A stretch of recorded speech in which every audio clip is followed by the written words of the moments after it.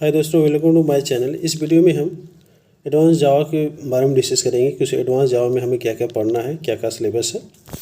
तो स्टार्ट करते हैं। सबसे पहले हम डिस्कस करेंगे एडवांस जावा के अंदर कि introduction of server side platform. Server side platform में क्या होता है, जैसे एप्लीकेशन हो गया, वेब एप्लीकेशन हो गया, स्टैंडर्ड एलोन, ये सब इसके बारे में डिस्कस करेंगे। सर्वर क्या होता है, उसको कंप्यूटर पोर्ट के बारे में डिस्कस करेंगे। कंप्यूटर पोर्ट क्या होता है। कंप्यूटर पोर्ट जो टू टाइप का होता है, एक हार्डवेयर होता है, एक सॉफ्टवेयर होता है। उसको जो तीसरा जो है उसके अंदर हम जावा के एडिशन के बारे में डिस्कस करेंगे कि जावा J2SE क्या होता है, डबल क्या होता है, J2ME जावा कार्ड क्या होता है। इसको हम डिस्कस जावा के अंदर डिस्कस कर चुका हूँ। जिसके जो चार टाइप का एडिशन, J2SE यानी कोर जावा के नाम से जाता है, और J2EE मतलब एडवांस जावा के नाम से जाना जाता है, और J2ME का मतलब इसको एंटायर जावा के नाम से जाना जाता है। तो इसको हम पहले से डिस्कस कर चुका हूँ जावा के अंदर। अब हम नेक्स्ट जो है वो सॉफ्टवेयर इंस्टॉलेशन, यानी एडवांस जावा के अंदर कौन कौन से सॉफ्टवेयर की ज़रूरत पड़ेगा, किस किस सॉफ्टवेयर कौन से एडिटर की रिक्वायर होगा, जिसके हम जावा के एडवांस जावा की जितने भी कोडिंग हो उसको एडिट या रन कर। इसके बाद जावा डेटाबेस प्रोग्रामिंग यूजिंग JDBC मतलब कनेक्टिविटी कैसे प्रोवाइड करेंगे। इंट्रोडक्शन ऑफ जावा सर्वलेट क्या होता है, सर्वर की लाइफ साइकिल क्या होता है, क्यों सर्वर टू यूज़ किए थे, कैसे सर्वर को क्रिएट करेंगे, इसके बारे में डिस्कस करेंगे। और जो नेक्स्ट है handling the session in server. Server के मतलब सेशन कुकीज़ क्या होता है, कैसे उसको हैंडल करेंगे, उसके बारे में हम डिस्कस करेंगे। उसके बाद JSP यानी जावा सर्वर पेजेस क्या होता है, उसकी जो कोडिंग होता है, कोडिंग कैसे रन कराते हैं, कैसे कंपाइल कराते हैं। उसके बाद एजेक्स के थ्रू जब भी जो भी वेबसाइट बनाते हैं तो उसको कैसे कहाँ क्या है, कैसे यूज करते हैं। और लास्ट है हाइबरनेट। तो स्टार्ट करते हैं कि एडवांस जावा क्या होता है। सबसे पहले इसमें स्टार्ट करके स्टैंडर्ड एलोन एप्लीकेशन। ये क्या होता है कि एक सॉफ्टवेयर एप्लीकेशन होता है जो इंस्टॉलेशन के बाद हम उसको यूज़ करते हैं। बिना इंस्टॉलेशन का हम उसको यूज नहीं कर सकते हैं। अब क्या है requirement for the standard alone application usages, यानी एप्लीकेशन यूज करने के लिए हमें क्या क्या रिक्वायर्ड है। तो पहला है need to install in the your system. सबसे पहले इसको इंस्टॉल करेंगे। Required operating system in service to work, service operating system की जरूरत पड़ेगी। Do not require internet connection, यानी इसमें इंटरनेट कनेक्शन की ज़रूरत नहीं है। फॉर एग्जाम्पल की बात माइक्रोसॉफ्ट ऑफिस हो गया, पावर पॉइंट हो गया, ये क्या है, इसको यूज़ करने के से पहले हमें क्या करना पड़ेगा, इसको इंस्टॉल करना पड़ेगा। बिना इंस्टॉल किए हम इसको यूज नहीं कर सकते हैं। नेक्स्ट एक और पॉइंट है, this application usages the server services of the operating system and take some space in the memory, यानी मेमोरी के अंदर स्पेस लेता है। जब भी कोई सॉफ्टवेयर को इंस्टॉल करते हैं तो मेमोरी के अंदर स्पेस लेता है। अब देखते हैं वेब एप्लीकेशन क्या होता है। तो web application also software program होता है जो वेब सर्वर पर स्टोर होता है। इसके कुछ क्या क्या रिक्वायरमेंट है, यानी जब भी हम वेब एप्लीकेशन को यूज़ करेंगे तो क्या क्या हमें रिक्वायरमेंट की ज़रूरत पड़ेगा। फर्स्ट पॉइंट है डज नॉट रिक्वायर इंस्टॉलेशन, इसको इंस्टॉल करने की ज़रूरत नहीं है।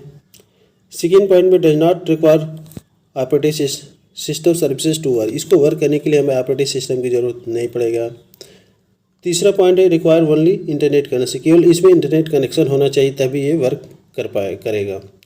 फोर्थ पॉइंट में does not take any space in the operating system, ये मेमोरी के अंदर ये या ऑपरेटिंग सिस्टम के अंदर स्टोर नहीं लेता है, स्पेस नहीं लेता है, क्योंकि जब इसको इंस्टॉल नहीं करते हैं तो कहाँ से स्पेस लगेगा। अब एक एग्जाम्पल के थ्रू देखें कि वेब एप्लीकेशन है, आपका सर्वर है, तो बहुत सारे क्लाइंट्स होते हैं जो इस वेब एप्लीकेशन पर काम करते हैं, वो डायरेक्ट सर्वर से कनेक्टेड होता है, यानी अपने मैसेज को यानी सेंड करते हैं सर्वर को, सर्वर उसको रिप्लाई करता है रिस्पांस की तरह। तो छोटे छोटे जो क्लाइंट है यानी यूजर है, अपने रिक्वेस्ट करता है सर्वर को, सर्वर उसको रिस्पांस देता है। Client means web browser. अब इसके कुछ पॉइंट को देख लेते हैं कि all client are connected with the web server, जितने भी क्लाइंट है सब वेब सर्वर से क्या होता है, कनेक्टेड होते हैं। देन यूजेज वेब द, जो वेब एप्लीकेशन को यूज़ करते हैं वह सर्वर से कनेक्टेड होते हैं। नेक्स्ट पर usages of the web application in wide web using the internet and web browser, ये जो भी जितने भी क्लाइंट हैं जो वेब एप्लीकेशन को यूज करते हैं वो www से कनेक्टेड होते हैं और वेब ब्राउज़र इस पर ज़रूरत पड़ता है। Next point, web application is the application that present at the web and the service code of the web application, जो वेब पर क्या प्रेजेंट होते हैं and present in the web server, और सर्वर पर क्या होता है प्रेजेंट होते हैं। Next point, web application is software program client side server, यानी क्लाइंट सर्वर साइड पर क्या है वो प्रोग्राम सॉफ्टवेयर प्रोग्राम होता है। इसके कुछ एग्जांपल जैसे क्लाइंट साइड स्क्रिप्ट लैंग्वेज होता है, एक सर्वर साइड स्क्रिप्ट लैंग्वेज होता है। तो क्लाइंट साइड के अंदर आता है आपका HTML आता है, CSS आता है, जावास्क्रिप्ट आता है, jQuery आता है, और सर्वर साइड में आता है PHP, JSP और ASP। ये जो स्क्रिप्ट लैंग्वेज है जिसका यूज होता है क्लाइंट साइड सर्वर साइड बनाने के लिए।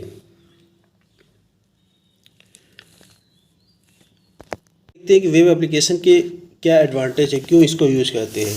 तो फर्स्ट पॉइंट में नो नीड दो इंस्टॉल, इसको इंस्टॉल करने की ज़रूरत नहीं है, बिना इंस्टॉल किए काम करता है। Second point, not store in the use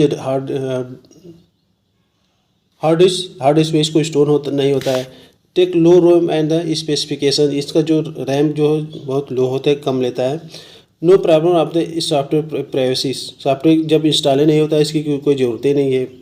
अब नेक्स्ट देखते हैं कि वेब पेजेस क्या होता है। तो अब web pages is the collection of information, या इंफॉर्मेशन में क्या हो सकता है आपका ऑडियो हो सकता है, वीडियो हो सकता है, टेक्स्ट होता है, इमेजेस हो सकता है, इस सब का कलेक्शन होता है। That present on the internet, जो इंटरनेट की प्रेजेंस में ही यूज होता है, बिना इंटरनेट के प्रेजेंस में यूज नहीं कर सकते। अब web page are the nothing but HTML document, ये क्या होता है कि कुछ नहीं है, लेकिन ये HTML और CSS का एक डॉक्यूमेंट होता है, उसको वेब पेजेस कहते हैं। अब नेक्स्ट है हमारा website. Website means a website is the collection of web page, जब वेब पेजेस को कलेक्ट करते हैं तो हमारा वेबसाइट बन जाता है। To access the website we need web browser, इस एक्सेस एक वेबसाइट को एक्सेस करने के लिए हमें ब्राउज़र की ज़रूरत पड़ता है, बिना ब्राउज़र को तो हम इसको एक्सेस नहीं करते हैं। यानी every website has N one URL, जितने भी वेबसाइट है उसका एक निजी URL होता है। URL is the address which we can the access the website on web browser, एक ऐसा एड्रेस है जिसको हम वेब ब्राउज़र को क्या एक्सेस कर सकते हैं। टाइप ऑफ वेबसाइट, वेबसाइट के 2 टाइप होता है, पहला होता है स्टैटिक, दूसरा होता है डायनेमिक।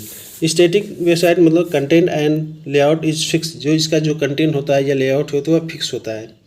नेक्स्ट में no database and no user interaction, यानी डेटाबेस और यूजर के बीच कोई इंटरेक्शन नहीं होता है। थर्ड पॉइंट है easy to create and low price, यानी कम प्राइस में इसको आसानी से हम क्रिएट कर सकते हैं। Direct communicate between web server and user, ये क्या होता है वेब सर्वर और यूजर डायरेक्टली कम्युनिकेट करता है।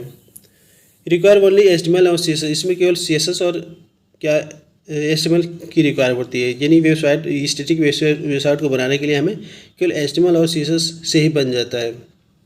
जैसे फिगर में दिया है एक वेब ब्राउज़र है, जब कोई मैसेज अपना रिक्वेस्ट भेजता है वेब सर्वर को, फिर सर्वर उसको रिस्पांस देता है वेब ब्राउज़र को। अब नेक्स्ट आता है नेक्स्ट जो आपका डायनेमिक वेबसाइट। डायनेमिक वेबसाइट मतलब इसके जो कंटेंट या लेआउट होता है वो फिक्स नहीं होता है, लेकिन जबकि हम स्टैटिक में बताया था कि इसके जो कंटेंट होता है लेआउट फिक्स होता है। प्रेजेंस ऑफ डेटाबेस, इसके अंदर डेटाबेस होता है लेकिन स्टैटिक में डेटाबेस नहीं था।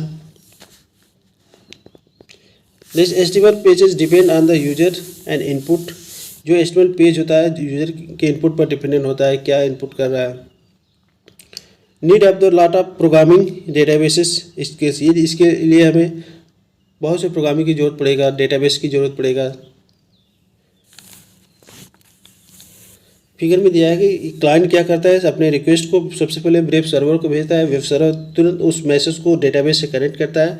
जब डेटाबेस से कनेक्ट हो जाता है फिर डेटाबेस उसको मैसेज को रिप्लाई करता है, रिस्पांस देता है वेब सर्वर को, वेब सर्वर फिर यूजर को रिस्पांस देता है। अब देखते हैं सर्वर मीन्स यानी सर्वर एक कंप्यूटर प्रोग्राम होता है which wait for the request from another computer, जो क्या करता है कि वेट करता है अनदर कंप्यूटर के रिक्वेस्ट को। जब वो रिक्वेस्ट आ जाता है तो उसको क्या रिस्पांस देता है सर्वर, फिर रिटर्न करता है उस कंप्यूटर को। जैसे एग्जाम्पल की बात करूँ तो जैसे फेसबुक होगा, यूट्यूब हुआ, एक साइज क्या है एक सर्वर के थ्रू कनेक्टेड होता है। जब भी कोई रिक्वेस्ट भेजता है तो वहाँ से उसको क्या कहते हैं रिस्पांस देता है। इसके टाइप की बात करूँ तो फर्स्ट type है web server. Web server means web server is the program that use the HTTP which serve file from the user. ये क्या करता है, एक वेब सर्वर क्या करता है, एक प्रोग्राम होता है जो यूज करता है HTTP को के थ्रू सर्व करता है फाइल, जो यूजर सर्च करता है उस फाइल को क्या करता है, सर्च करता है. नेक्स्ट आता है mail server. Mail server is the computer software या प्रोग्राम कर सकते हैं which is use the send and receive the mail, जो मेल को रिसीव करता है और सेंड करता है. नेक्स्ट है फाइल सिस्टम. फाइल सर्वर यानी file server work only store of file को कैसे स्टोर किया जाता है, कैसे सेंड किया जाता है, उस पर काम करता है. नेक्स्ट है क्लाउड सर्वर्स, यानी cloud server is the use to for the special purpose, cloud computing के लिए ये स्पेशल पर्पज के लिए यूज किया जाता है. नेक्स्ट हमारा print server. Print server is the manage the more than one network. Printer को मैनेज करने के लिए काम आता है. Print server is advice which is the connect printer to directly computer on network. ये डायरेक्टली क्या होता है, कंप्यूटर से कनेक्ट होता है प्रिंट सर्वर. अब सर्वर डाउन की बात करूँ तो सर्वर डाउन क्या होता है, कभी कभी आता है कि सर्वर डाउन हो गया, कोई काम नहीं होगा. तो इस सर्वर डाउन का मतलब होता है कि when more than one devices usages the same network then the size of the RAM is decrease. यानी कहने का मतलब जब एक ही सर्वर को कई मल्टीपल यूजर यूज करते हैं तो जो उसकी रैम की साइज, सर्वर की जो रैम होती है उसकी साइज डिक्रीज हो जाती है, कम हो जाती है, इसीलिए उसका जो प्रोसेसिंग स्लो हो जाता है. इसी को बोलते हैं सर्वर डाउन हो गया. अब reason of the server down. Server down के क्या क्या रीजन क्या क्या हो सकता है, तो पहला तो ऑपरेटिंग सिस्टम क्रैश होता है, नेटवर्क प्रॉब्लम हो सकता है, एप्लीकेशन क्रैश हो सकता है, पावर फेलर हो सकता है. ये प्रॉब्लम है सर्वर डाउन का. यानी सर्वर डाउन का मतलब एक सर्वर का जो रैम है वो जब मल्टीपल यूजर उसको यूज करने लगते हैं तो उसके जो रैम की साइज कम हो जाती है. अब नेक्स्ट जो है आपका वेब एप्लीकेशन आर्किटेक्चर. इसके फिगर्स को थ्रू पहले समझ लेते हैं. सबसे पहले क्या होता है, वेब एप्लीकेशन होता है, फिर वेब सर्वर होता है, उसके बाद एप्लीकेशन होता है और डेटाबेस लेयर होता है. वेब आर्किटेक्चर को 3 पार्ट में डिवाइड किया है. पहला प्रेजेंटेशन, दूसरा होता है बिजनेस और तीसरा होता है परसिस्टेंस. प्रेजेंटेशन का मतलब इसमें जो यूजर जो है, ये जो लेयर जो है होता है accessible to user via the browser. ये जो ब्राउजर के थ्रू कोई यूजर इसको एक्सेस कर सकता है. और ये consist of the user interface component. User component interface component से मिलकर बना होता है. And UI process component that support the interaction with the system, जिससे सिस्टम से हम क्या कर सकते हैं, इंटरेक्ट कर सकते हैं. This the development using the 3 core technology. इसको डेवलप करने के लिए हमें 3 टेक्नोलॉजी की जरूरत पड़ेगा. पहला होता है हमारा HTML होता है, दूसरा CSS होता है और तीसरा जावास्क्रिप्ट. यानी इन 3 टेक्नोलॉजी से मिलकर के ये बनाया जाता है हमारा क्या है, presentation layer.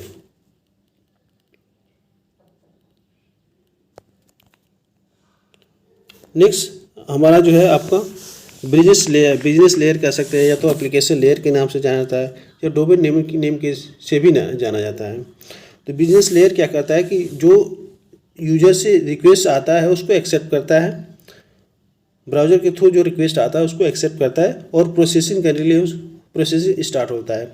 And determine the route through the which data will be accessible. और रूट प्रोवाइड करता है उसको, ये डेटा को कैसे किस रूट से प्रोवाइड किया जाए, एक्सेस किया जाए या सेंड किया जाएगा.